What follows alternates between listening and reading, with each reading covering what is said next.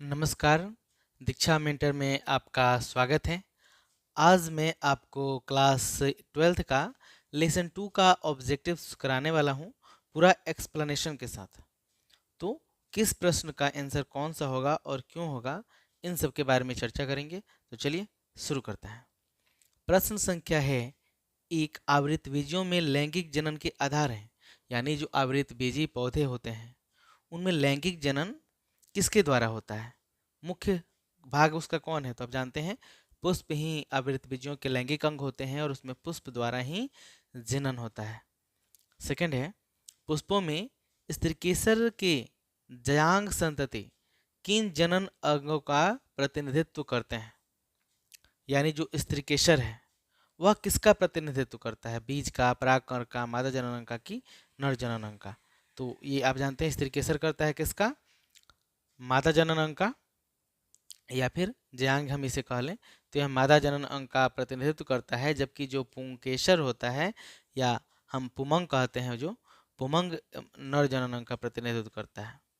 प्रश्न संख्या थर्ड है, परागकण विकसित होते हैं, कहाँ पे विकसित होते हैं ये बताना है। ऑप्शन है लघु बीजाणुधानी में, गुरु बीजाणुधानी में, दोनों में, या उसमें से कोई नहीं। तो अब जानते हैं जो परागकण होता है यह किसमें बनता है।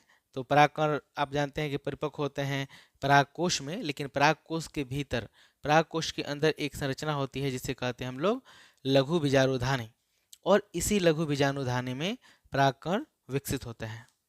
प्रश्न संख्या है 4, भ्रूण कोश की उत्पत्ति किससे होती है। तो ये भ्रूण कोश है, यही पूछा जा रहा है कि भ्रूण कोश जो बनता है उसकी उत्पत्ति कैसे होती है। तो ये आप थोड़ा सा अगर जानते हैं कि भ्रूण कोश किस में पाया जाता है, नर में कि मादा में, मतलब नर जनन अंग में कि मादा जनन अंग में। तो देखिए परागनलिका नर का हिस्सा है और लघु बीजाणु भी नर का हिस्सा होगा, ठीक है, लघु बीजाणुधानी भी नर का हिस्सा होगा। लेकिन जो भ्रूण कोश बनते हैं वो किससे बनते हैं, वो बनते हैं गुरु बीजाणु से, ठीक है। ऐसे भी पहचान सकते हैं कि यही केवल एक हिस्सा था जो मादा जनन का हिस्सा है, मादा का भाग है यह, बाकी सब किसी न किसी रूप से नर से जुड़े हुए थे। परागकण किस पीढ़ी का प्रतिनिधित्व करते हैं, जो परागकण होते हैं वह किसका प्रतिनिधित्व करते हैं, ठीक है। तो आप जानते हैं परागकण नर में बनते हैं, तो इसी से आपका आंसर निकल जाएगा। पहला है कि मादा युग्मक जन, सीधी सी बात है, जब परागकण नर से जुड़े हुए हैं तो इसमें तो मादा वाला तो होगा नहीं, ठीक है, ये कट गया तो दोनों भी कट गया। अब इसमें से यानी 2 या 4 में से कोई हो सकता है, तो आपको ये याद ही होगा कि जो परागकण होता है, परागकण के अंदर ही युग्मक बनते हैं, नर युग्मक बनते हैं, तो यह नर युग्मक जनन का प्रतिनिधित्व करता है, ठीक है। प्रश्न संख्या चलते हैं हम लोग 6 पे। जनन छिद्र परागकण के किस भित्ति में पाया जाता है, ठीक है। तो परागकण, ये जो परागकण होते हैं तो उसकी जो सबसे बाहरी भित्ति होती है उसी पे जनन छिद्र पाया जाता है, यानी यहाँ पे आंसर हो जाएगा बाह्य भित्ति। परागकण की बाह्य भित्ति किसकी बनी होती है, ठीक है। तो सेलुलोज की तो कोशिका भित्ति बनी होती है, पेक्टोन और पेक्टिन की, प्रोटीन की भी नहीं बनी होती है, बनी होती है स्पोरोपोलेनिन की, और ये दुनिया का सबसे कठोर और मजबूत जैविक पदार्थ है जिसका अपघटन नहीं होता है। परागकण में अवनमन के समय कितनी कोशिकाएं हो सकती है, ठीक है। ये एक अच्छा प्रश्न है कि जब परागकण का अवनमन होता है उस समय उसमें कितनी कोशिकाएं हो सकती है।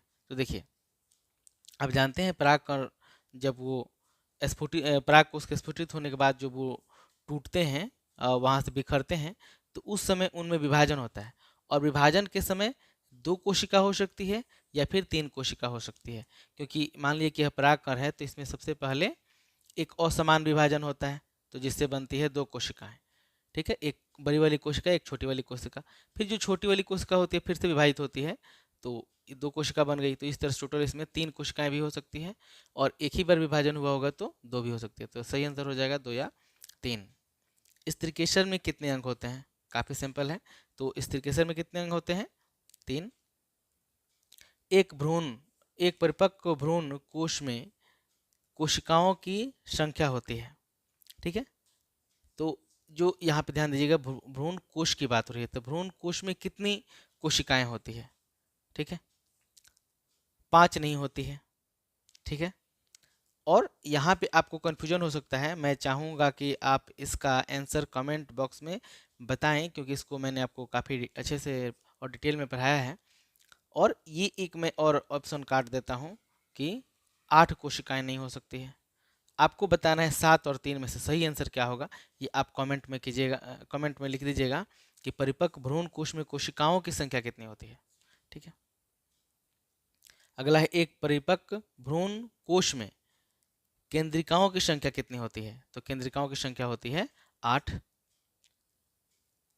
परागकण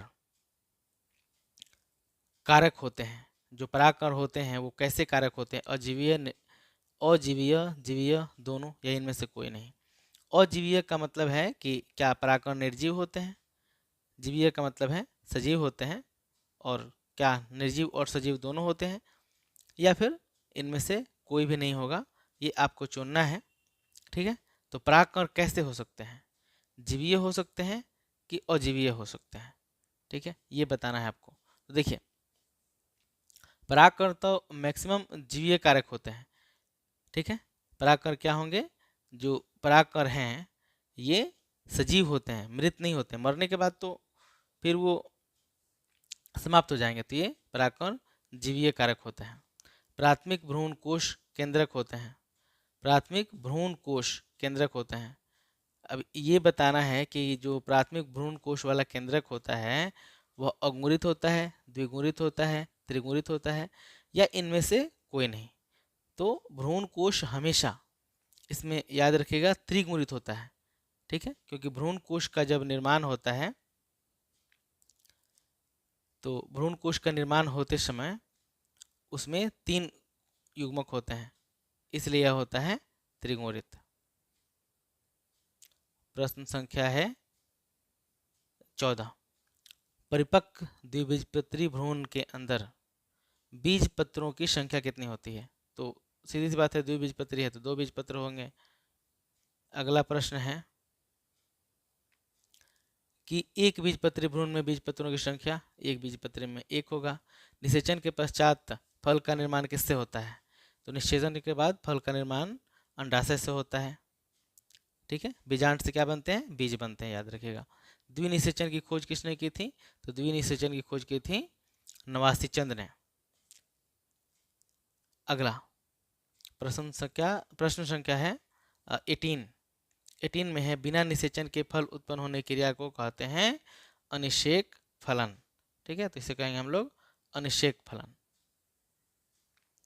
आपको बताना है, यहाँ पे कमेंट कीजिएगा मेंडल ने किस चीज की खोज की थी। ठीक है, प्रश्न संख्या है 19, बहुभ्रूणता की खोज किसने की थी? तो बहुभ्रूणता की खोज की थी लुवेन हॉक ने। किसने किया था? लुवेन हॉक ने। आप जानते हैं रॉबर्ट हुक ने क्या किया था? कोशिका खोज किया था। रॉबर्ट ब्राउन ने केंद्रक का खोज किया था। नवासीचन ने दोहरा निषेचन का खोज किया था, जबकि लुवेन हॉक ने किसका खोज किया था? इन्होंने खोज किया था बहुभ्रूणता का। लैंगिक जनन का अंतिम परिणाम होता है, यानी लैंगिक जनन हो गया, उसमें लास्ट में सबसे क्या बनेगा? लास्ट में कौन सा रिजल्ट बनेगा? तो देखिए, आप जानते हैं अंडाशय से फल बनता है, बीजांड से बीज बनता है। ठीक है, और बीज ही वो लास्ट प्रोडक्ट है। जब लैंगिक जनन होता है तो उसके लास्ट में सबसे क्या बनता है? बीज। और बीज किस काम में आते हैं? तो पौधों की अपनी संख्या बढ़ाने के लिए उपयोगी होते हैं। 21, आवृतबीजी पादप में बीज के निर्माण के समय द्वितीयक केंद्रक निम्नलिखित में से किसमें परिवर्तित हो जाता है? तो जो द्वितीयक केंद्रक होता है वह किसमें हो जाता है परिवर्तित? ये हो जाता है भ्रूण पोष में। ठीक है, फ्लोरिकल्चर से क्या तात्पर्य है? तो आप जानते हैं पुष्प की खेती को हम लोग फ्लोरिकल्चर कहते हैं। सेमल में परागन होता है, सेमल में कैसे परागन होता है? तो ये कई बार पूछा गया है, क्वेश्चन है कि सेमल में परागन कैसे होता है? चमगादड़ द्वारा। सेमल और कदम भी याद रखिएगा, कदम में भी परागन किसके द्वारा होता है? तो चमगादड़ द्वारा ही होता है। अगला है, हरे नारियल का दूधिया जल है। आप लोग देखे हैं जो नारियल होता है उसके पानी को पिया जाता है, तो वही जो जल होता है वह जल क्या है? तो नारियल का जो दूधिया जल होता है वह भ्रूण पोष होता है, ठीक है। और चूंकि लिक्विड फॉर्म में है तो उसे हम लोग कहेंगे कैसा है, वह तरल भ्रूण पोष है। जिन परिपक्व बीजों में भ्रूण पोष उपस्थित रहता है उसे कहते हैं। तो भ्रूण पोष कई तरह के होते हैं, कई तरह से विकसित होते हैं, लेकिन अगर बीज में लास्ट में भ्रूण पोष उपस्थित रह गया तो उसको हम लोग क्या कहेंगे, ये बताना है। तो जिसमें भ्रूण पोष उपस्थित रह जाता है उसे कहते हैं हम लोग एंडोस्पर्मिक, ठीक है। एंडोस्पर्मिक कहते हैं उसमें, क्योंकि उसमें भ्रूण पोष रह जाता है। प्रकृति में 80% परागण होता है। तो ये आप गेस कर चुके होंगे, सबसे ज़्यादा परागण होता है मधुमक्खियों द्वारा। जहाँ पे मधुमक्खियाँ होती है वहाँ पे परागण का दर काफ़ी बढ़ जाता है। अगर फसल उसके आसपास हो तो वो उनकी उत्पादन भी बढ़ जाती है। तो मधुमक्खियों द्वारा ही होता है 80% से अधिक परागण। 27 है, पोरोगैमी में पराग नलिका किससे होकर भ्रूण कोश तक पहुंचती है? जो पोरोगैमी पुष्प होते हैं उसमें पराग नलिका कैसे भ्रूण कोश तक पहुंचती है, ये बताना है। तो चलिए ऑप्शन देखिए, माइक्रोपाइल वाला, ठीक है, तो यही सही आंसर है। माइक्रोपाइल जो होता है उसका बीजांडद्वारी सिरा होता है, वहीं बीजांडद्वारी सिरे से ही यह अंदर जाता है। यानी जब बीजांड द्वारा आप देखे होंगे उसमें संरचना में 1000 पराग कणों के निर्माण हेतु कितनी अर्धसूत्री विभाजन की आवश्यकता होगी? तो आप जानते हैं एक अर्धसूत्री कोशिका में एक अर्धसूत्री विभाजन में 4 कोशिकाएं बनती हैं। तो 1000 पराग कणों का निर्माण होना है, तो उसमें कितना अर्धसूत्री विभाजन हुआ होगा? तो उसमें होगा 250, क्योंकि 250 में आप 4 से गुना कीजिएगा तो वो 1000 आ जाएगा। 29 है, एनाट्रोपस बीजांड का आकार होता है। जो एनाट्रोपस बीजांड होते हैं वो कैसे होते हैं? तो देखिए, एनाट्रोपस और सिंट्रोपस दो तरह के बीजांड होते हैं। तो जो एनाट्रोपस होता है ना वो उल्टा होता है, तो जो उल्टा बीजांड बनता है उसे कहते हैं हम लोग एनाट्रोपस। यदि एक पौधे की लघु बीजाणु मातृ कोशिका में 16 गुणसूत्र हैं तो भ्रूण कोश में कितने गुणसूत्र होंगे? तो देखिए, मातृ कोशिका में 16 हैं, यानी इनसे युग्मक बनते वक्त अर्धसूत्री विभाजन होगा तो इसमें कोशिका में कितने गुणसूत्र बन जाएंगे? 8। और यहाँ पूछ रहा है भ्रूणपोष में, भ्रूणपोष होता है कितना? त्रिगुणित होता है, तो 8 तरीका 24, यानी इसमें टोटल 24 भ्रूणपोष होंगे। तो ये था टोटल 30 क्वेश्चन जो लेसन 2 का था। अगले वीडियो में मैं इस चैप्टर का क्वेश्चन आंसर कराऊंगा और वो ये बातें बताऊंगा कि क्वेश्चन आंसर लिखते समय किन किन बातों का ध्यान रखना चाहिए, ताकि हमें बिना ज़्यादा कुछ रटे हुए हम अपने आंसर को अच्छे से प्रस्तुत कर सकें। यह वीडियो आपको कैसा लगा है कमेंट करके ज़रूर बताइएगा। अच्छा लगा है तो लाइक कीजिए, खराब लगा है तो डिसलाइक कीजिए। यह वीडियो देखने के लिए आपका बहुत बहुत धन्यवाद। बाय।